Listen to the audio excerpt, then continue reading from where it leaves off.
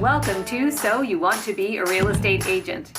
Are you evaluating your career in real estate? Feel like you're ready for a fresh start? Or ready to take your career to the next level? This is your podcast. Welcome back to So You Want to Be a Real Estate Agent.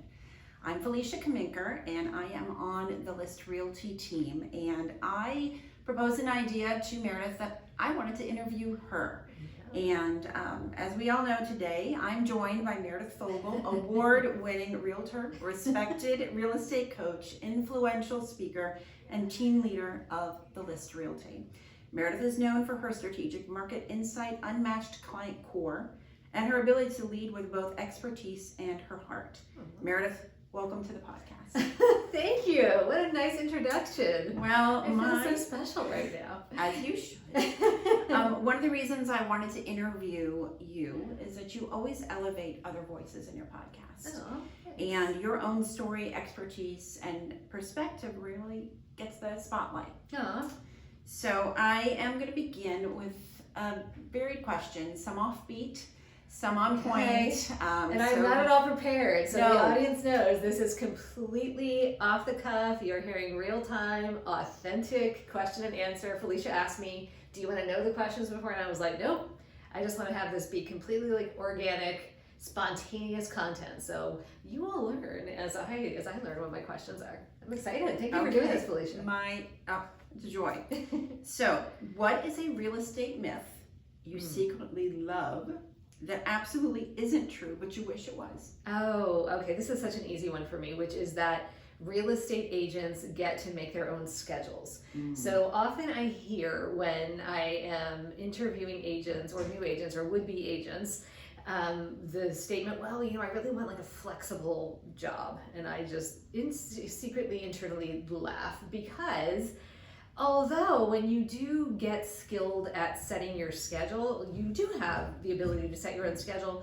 Because we're serving other people and we do have to put their needs in front of ours, we often are held to their schedules, and which is really how we kind of start to lose the ability to control our time and the ability to use our time in the most maximum strategic way to get us to our goals. So all that to say, your schedule kind of becomes other people's schedule if you let it.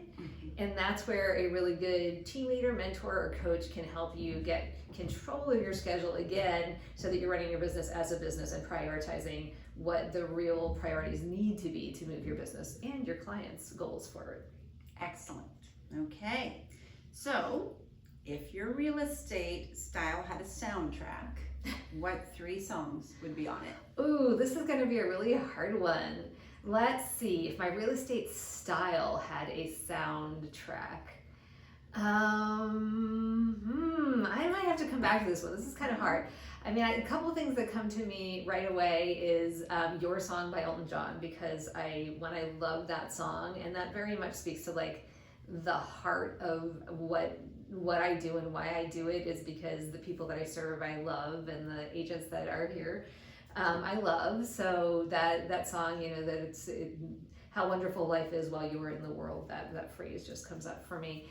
And then gosh, I don't know, that's maybe I have to just go with that one for now. The other one that makes me think is like what's popping in my head is Tick Tick Boom, which is only because there's like this sense of urgency around everything that I do. Yes. And I'm a quick implementer, and when you implement quickly and you get results quickly, it has that feeling of like boom, and things just happen. I think that was one of your walk-up songs. It was one of my walk-up songs. Okay.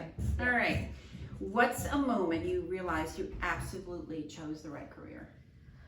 Oh my gosh. I mean, like in every moment, I have to say, I feel like I realized that I chose the right career. But I would say there was a moment when I was relatively new in real estate, and I remember sitting at a retreat. I probably have told this story on the podcast before. And it was one of these like kind of brainstorming sessions where you vision cast and you kind of like think about what the future could be. And I just remember so vividly sitting there and picturing what this office is now as like a fully thought out, finished version of what it could be. And when I felt it like just drop into my mind and I saw all the steps, I was like, okay, this was like just gifted to me. This was like just dropped in my lap as a fully born entity that now all I had to do was figure out how to get there. I think that's what I was like, okay, yeah, this is what I'm supposed to do. Cool. What's one luxury thing you do for your clients that most agents overlook? Luxury thing I do for my clients. Well, I think we do a lot that I guess I would consider a luxury for my clients, but giving little gifts to them, I think along the way is one. I usually give a gift of some kind to my seller clients right when we first meet, and when we sign the listing agreement through the course of the contract, we're gifting them. But I think one of the cool things, this is like a new one that we're just doing now, is we are doing a private screening of the movie Wicked for Good, which is about to come out, which will date this podcast a little bit if you're listening to it or looking at it in the future. But these client events that we do, we like to keep our clients close to us and make them feel special. So that's probably one example. Cool. All right, tell us about a deal that changed you, not just professionally, but personally. Gosh, there have been a couple, but I think one of the big challenges that we have sometimes are when people are going through things in their lives that are challenging for them. I don't know that a lot of people know that I do this, but very early on in my career, I had someone come to me who was in a state of financial distress, I guess is the way to say that, and really, really wanted to utilize my services, but had no way of paying me. And I made a decision at that point in my career that every year I would take one pro bono deal that would just be my way of kind of like secretly, quietly giving back to people who were in need and wanted the same level of expertise and service, but just were in a place in their lives where they couldn't afford it. So that was when I think it changed me in a way that I felt like I could be kind of philanthropic, and I thankfully had the luxury, because I built my business to a point at that time that I could forego commission on a sale. No one ever knew it, and they were so eternally grateful. And I mean, these people have sent me so much business over the years that of course it's paid for itself over and over again. But I've had lots of transactions like that where someone was in a state of personal need, and I was able to just kind of like make something happen for them that they just were so grateful for afterwards. That's like one of the most fulfilling things. I love that. I love the pro bono, because you do hear about that with attorneys, and you hear about that with lawyers at times. Yeah. Hearing that you've done that is amazing. Yeah, thanks. So what's a time you lost in real estate, but it turned out to be one of your biggest wins? Oh man, there have been so many of those. There's that old saying I love that is, your rejection is God's protection sometimes, and it's so hard, man, when you get rejected, or it feels like a rejection in this business. You go after a listing you think you really want, and it turns out that you don't get it, and you don't really understand why until later on. You find out really what all the ins and outs were behind the scenes, and you think, oh my goodness, I was saved from something by not getting into that transaction. But there have been a bunch like that have just turned out to be, they would have either been like a huge kind of like use of time and not a direction that I wanted to go in. But I think every time I've not had a piece of business fall my way, it's been a benefit. I don't know if there's like a specific one I can point to, but I will say, I think I always have known if something feels like a loss, it's just like it's not right for me at that moment in time, and it's meant to direct me in a different way. Some hard lessons with brokerages, I'll say that, one in particular that I won't go into detail on, but that felt kind of like a devastating blow at the time that turned out to be the best thing that ever could happen for my career. Great.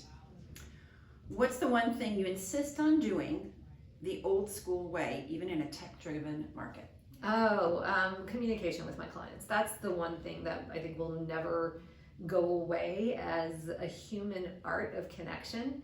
I hope at least that AI will never be able to take away or to fully replicate the exchange of energy that happens when human beings connect with one another. So having that just like authentic, real human face-to-face connection.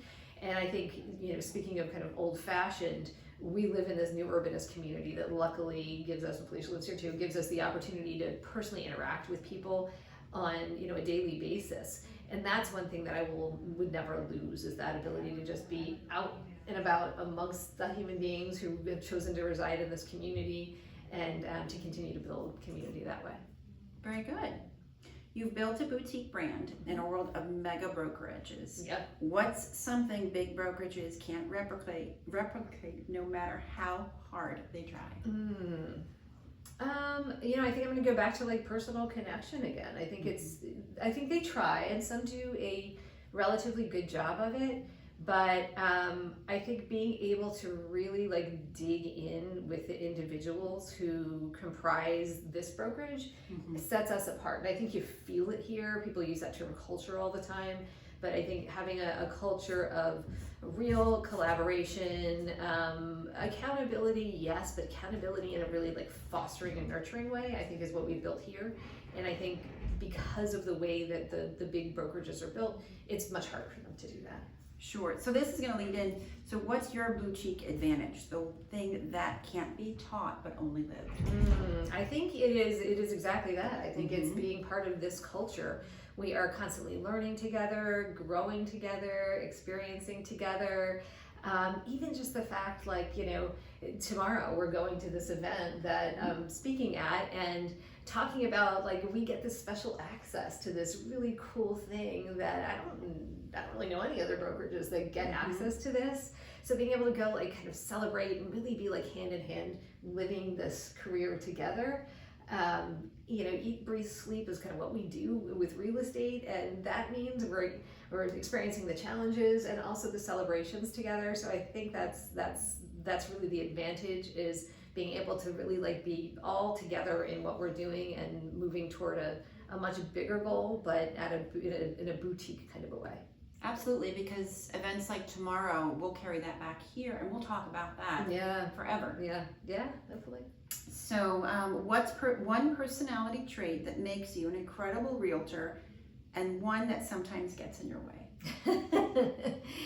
Okay, so one that makes me an incredible realtor is probably my ability to problem solve really quickly and to implement solutions really quickly, to kind of like be able to see clearly through what the weeds are and like see what's on the other side of it and get people to move with me toward that. I think part of that is also helping people see through to like their bigger goals. I always call it helping people get out of their own way. The thing that is probably my biggest downfall is perfectionism.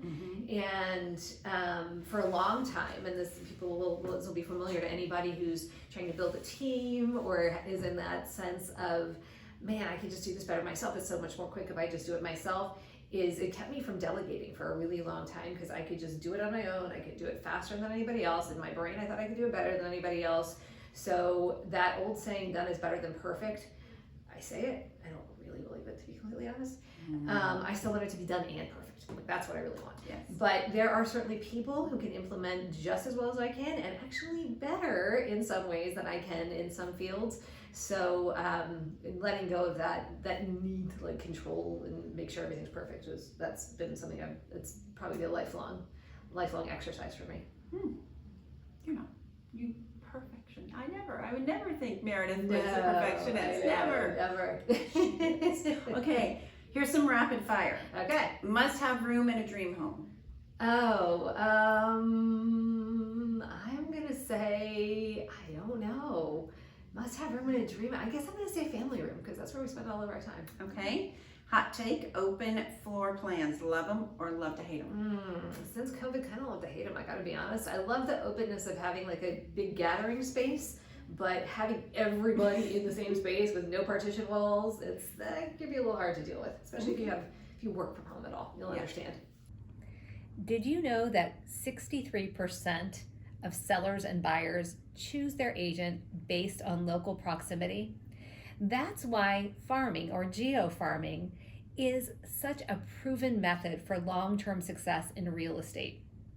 If you've been considering becoming a farmer or a geofarmer in your market, but not sure how to get started, check out Farming for Real Estate Agents. This blueprint will walk you through exactly how to choose a geofarm area, how to figure out by running some calculations whether the farm area that you're selecting can support your goals and will help you track your return on investment. You'll also hear from locally famous farmers who have already dominated their market shares, so you can R&D their secrets and dominate the area that you choose to geofarm. First thing you notice when you walk into a house? Oh, how it smells. Like immediately. Mhm. That's like that's the first thing that hits my senses. Some people say like the light, and I do notice that. But I think as a real estate agent, I'm Yes. always looking for the telltale fragrance of something that a buyer might object to. Interesting. $1 million agent habit that doesn't cost a dime. Oh, $1 million agent habit that doesn't cost a dime. I think just communicating consistently. Mhm. Yeah. Look at that. Okay.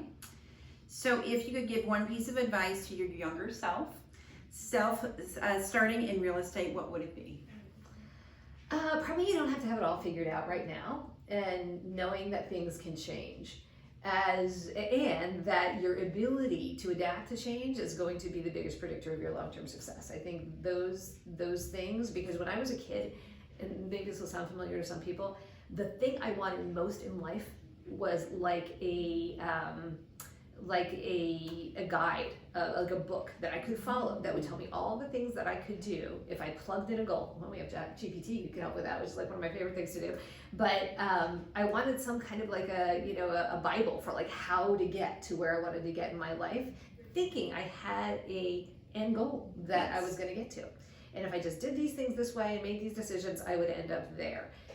And now looking back to realize not only could there be no such thing, but we evolve as human beings so much in the course of a lifetime that what we thought was our summit changes drastically, often when we get there to that first rise.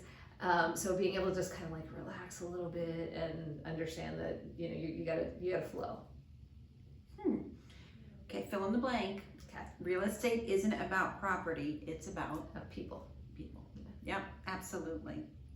Okay, so let's go back here. Walk us through the wildest showing or open house moment you've ever had. Okay, I have a really good showing. This wasn't actually my showing, and I have had a couple of wild showings, but so this was actually my listing. And I think if this person is listening, which she probably is, then she'd laugh still. So this was a situation where I had told, I have these things called over door hangers that my lock boxes can hang on. And if somebody is gonna like maybe be home, or I'll use this for example, like, if somebody works from home and, people are always supposed to call and schedule showings, but every so often you'll be like, oh, there's a sign in front, there's a lockbox on the door, let me knock and see. Now, I don't do this, but other agents do. And so I would say to people, if you're gonna be home and you're not expecting a showing, like just take the lockbox off or turn it around so that people can't come in. They're supposed to make an appointment, but just for your own safety or whatever. So anyway, this did not happen, and this person actually had a scheduled showing, as it turns out. Somehow the seller missed it. So it's a single family home, and it has a 2-story foyer, and there's like a overlook that you can walk across the upper level. And the people come in, and the woman, again, didn't hear it, didn't know there was a showing. She is in all her glory, having just come out of the shower, walking down the hall, completely as Birthday suit and all. yes, completely as God created her. And the people like looked up and were like, oh my gosh, and just hightailed it out of the house. And to her credit, she just dissolved into laughter. She thought it was the funniest thing in the world. She called me up. She was like, Meredith, I don't know if you can get these people back in, but let me tell you what just happened. And so she was like, I should have taken the lockbox off. You told me, I didn't do it. My fault. And you know what? They came back And bought the house? and bought the house. With a bonus plan. Exactly. The joke is always, okay, if you really want to sell your house, you just got to do what you did, right? Okay. What was the second part of the question? I I can't remember what it was. There was something about wildest showing, which might have wildest been that. showing or open house. Or open house. I mean, some of the open houses that we have had that have just like had hundreds of people in them, those have probably been the wildest ones, where you just have to figure out like traffic control and how to manage people. I also had one relatively recently where the person just stayed in the house and just kind of like hung out for hours, and I couldn't figure out what was going on. I had to kind of like be detective and try to like diplomatically get the person to leave the house. It was very strange. I see all kinds of things in real estate. Absolutely. If you could give every homeowner a button that does one thing to help their property value, what would it be and why? Gosh, that's a hard one. Increase their property value. I'm gonna just say fresh paint. That seems like such a pedestrian thing to say, but that is the thing that gets you the biggest return on your investment. And it's the things that people notice most are things like worn paint, blemishes on walls, especially if the property is vacant. Such an easy way to up your value. And staging. I'm gonna have to give that a second one. Number 2 is gonna be a second one. Make sure when you're listing, you're staging, whether it's owner occupied or whether it's a vacant home, work with an agent who's gonna help you stage. Very good. Describe a time you out-negotiated someone without them even realizing the negotiation happened. Oh my gosh, so that happens all the time. That's actually one of my favorite things. I call it persuasive communication. And it happens often, and it really happens by helping the person understand what their goals are. Now, where this gets tricky, and you guys know this if you've been doing real estate for a while, is how often we wish we could jump over the agent on the other side of the transaction and go directly to their client. We can't, but we're like, oh, if only we could get that agent out of the way.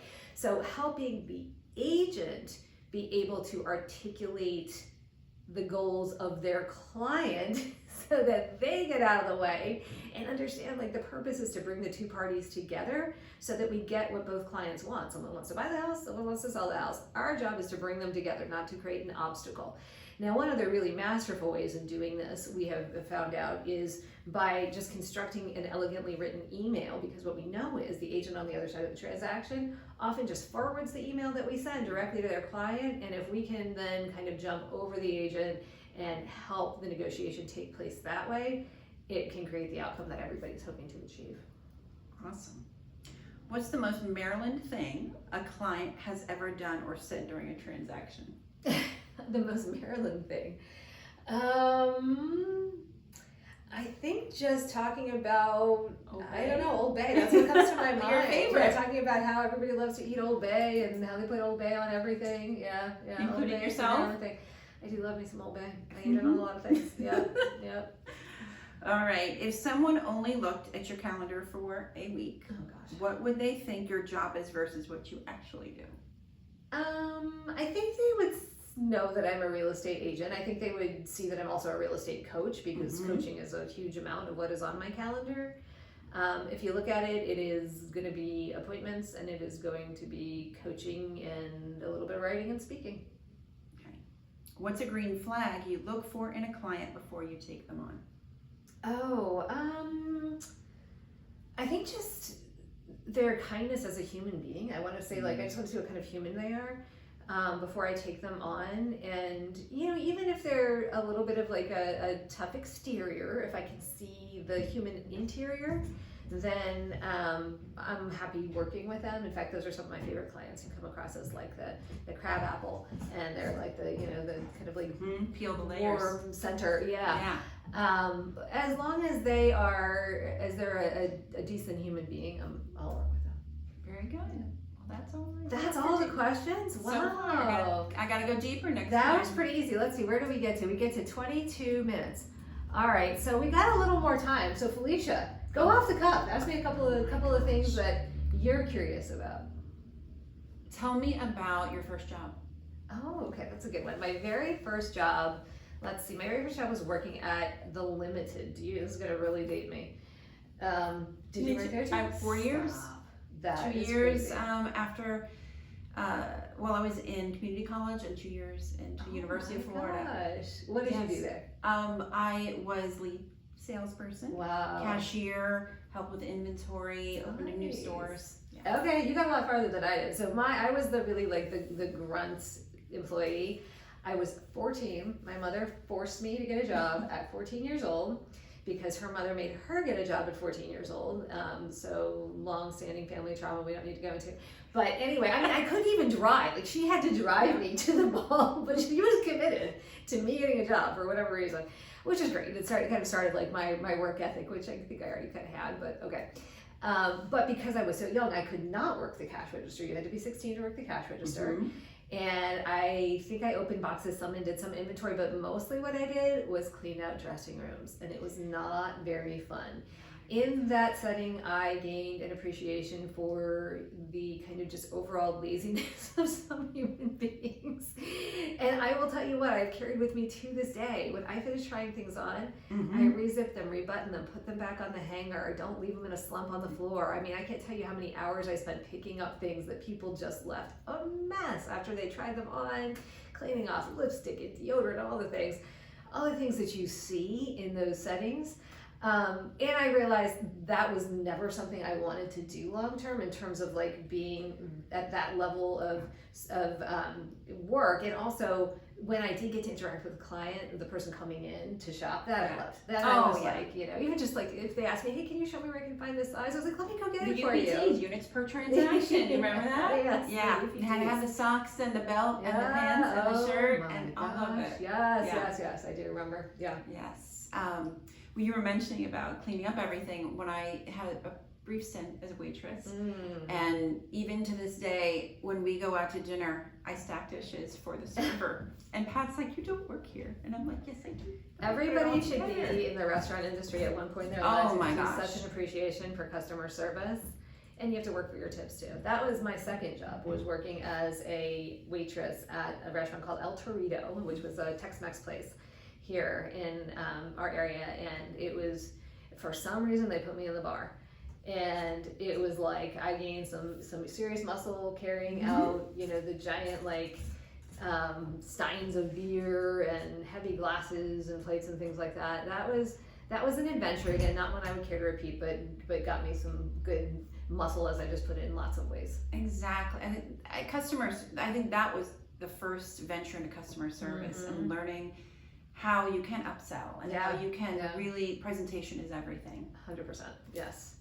So at what point did real estate come into your life? When I bought my first house. So I had, my whole job trajectory was limited to El Torito, to in college I worked, I did theater in college. So I worked at the theater selling concessions, and then I was box office, and then I was house manager, which if you've ever been in theater, that means you're like in charge of the whole theater essentially and getting all the people plugged in who need to help the production take off and run and all the stuff, front of house.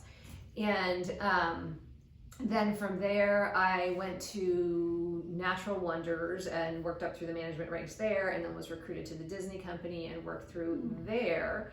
And so I was always in like service of some kind. And then from there, I went to Allstate Insurance and worked as an inside claims adjuster, learned everything I could possibly learn about houses and architecture and all those things. So I had customer service, I had management, I had insurance, and you know, all things house related, and helping people through like really awful things that had happened to them when they had a major loss in their house. And then I bought my first house. So then I was like, I watched my first agent go through help me through what she helped me through. And as an experience as a home buyer, I had some experiences that I was like, I could do that a whole lot better, and you know, sort of saw all of it. And I recognized almost instantly that my skill set and my natural talents were a perfect match for this career. And at that point I thought, I think real estate's gonna be what I wanna do. Got my license, and the rest is history. Wow.